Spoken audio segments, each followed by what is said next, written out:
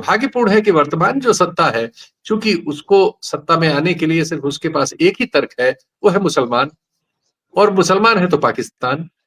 तो वो सारी बातचीत उसी पर ले जाते हैं, और उन्होंने आज की बातचीत में भी जो डेमोग्राफी को लेके एक संस्थान बनाने और उसके बारे में बहुत तीर मारने की बात की, ये भी वहीं ले जा रही है। लेकिन हम मूल चीजों पर आए।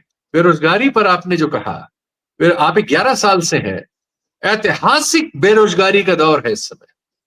आप आंकड़े तो देते नहीं है, छुपाते हैं, टुकड़ों में देते हैं, सीएमआई वगैरह पे हमें निर्भर रहना पड़ता है, और वो आंकड़े बता रहे हैं कि हम 55 वर्षों में सबसे भीषण बेरोजगारी देख रहे हैं।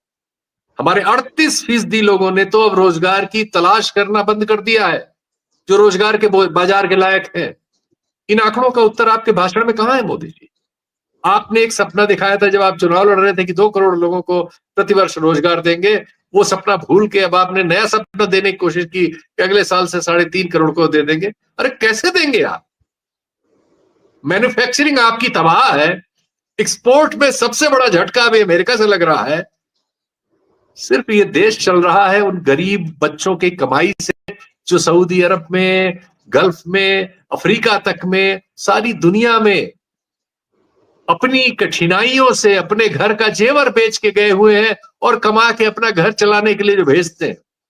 138 बिलियन डॉलर आ रहा है उन गरीब लोगों की वजह से, दुनिया में सबसे ज्यादा हमारे मजदूर कमा के भेज रहे हैं, जिनके लिए आपके पास कोई एक शब्द भी नहीं है पूरे भाषण में, जिनकी वजह से हम हमारा जो सो कॉल्ड बैलेंस है हार्ड करेंसी का, जिसपे आप पीठ ठोक लेते हैं कभी कभी, वो सब वो भेज रहे हैं।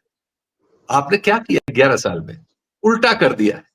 कारपोरेट टैक्स पहले ज्यादा था, अब कारपोरेट टैक्स कम हो गया है, जीएसटी ज्यादा हो गया है, जो साधारण से साधारण आदमी अब हर चीज पर 18% कम से कम और 28% तक टैक्स देके आपके खजाने को मोटा कर रहा है, जिससे आप सारी दुनिया में गगन विहारी बने रहते हैं और अपने दोस्तों के लिए बिजनेस लाते हैं 4 लोगों के लिए।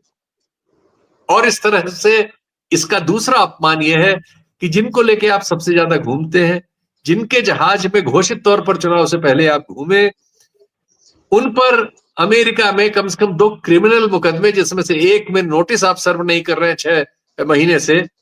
क्या स्थिति बना रहे हैं आप भाई? कांगो पांगो बना दिया आपने भारत को। भारत भगोड़ा देश है क्या? अभी कुछ दिन पहले अमेरिका ने एक आतंकवादी को, जो कनाडा में रहता था, पाकिस्तानी मूल का था, हमारे यहाँ जो बंबई की घटनाएं हुई थी उसमें उसका हिस्सा था, उनकी अदालतों से पार करके उसने हमारे यहाँ भेजा है। आपकी उनसे ऐसे रिश्ते हैं और आप उनके अपराधी को नोटिस भी सर्व नहीं करेंगे। आपकी क्या साख है दुनिया में? क्या साख आप बना रहे हैं?